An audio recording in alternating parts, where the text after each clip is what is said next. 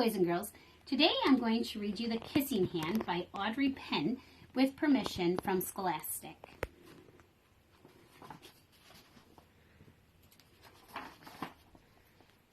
Chester Raccoon stood at the edge of the forest and cried.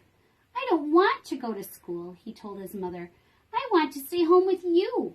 I want to play with my friends and play with my toys and read my books and swing on my swing.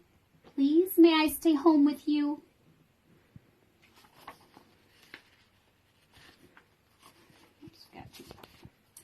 Mrs. Raccoon took Chester by the hand and nuzzled him on the ear.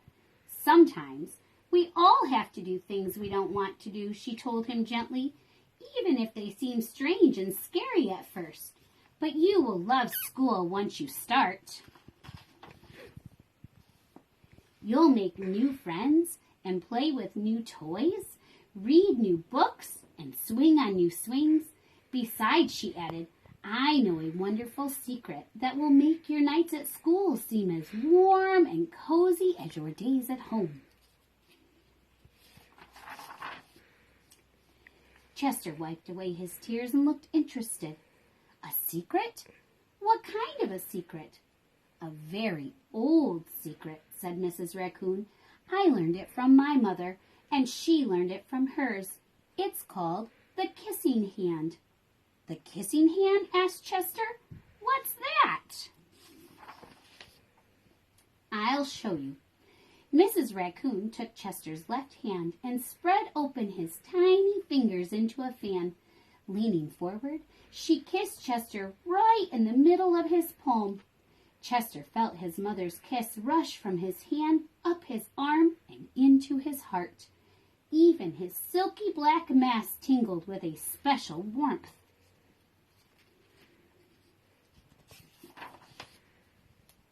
Mrs. Raccoon smiled. "Now," she told Chester, "whenever you feel lonely and need a little loving from home, just press your hand to your cheek and think, 'Mommy loves you, Mommy loves you,' and that very kiss will jump to your face and fill you with toasty warm thoughts." She took Chester's hand and carefully wrapped his fingers around the kiss. "Now, do be careful not to lose it," she teased him. "But don't worry. When you open your hand and wash your food, I promise the kiss will stick." Chester loved his kissing hand. Now he knew his mother's love would go with him wherever he went, even to school.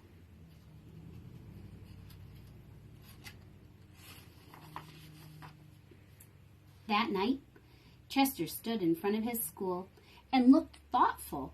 Suddenly, he turned to his mother and grinned. "Give me your hand," he told her.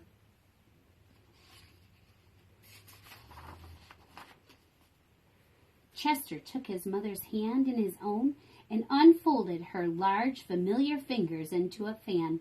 Next, he leaned forward and kissed the center of her hand.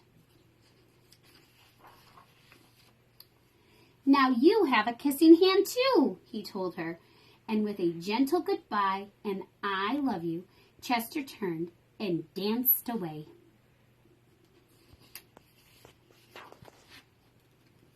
Mrs. Raccoon watched Chester scamper across a tree limb and enter school.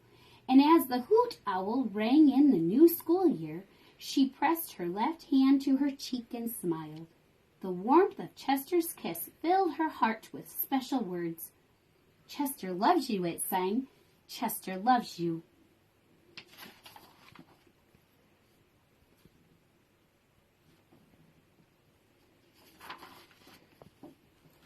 I love you. Have a great day, boys and girls.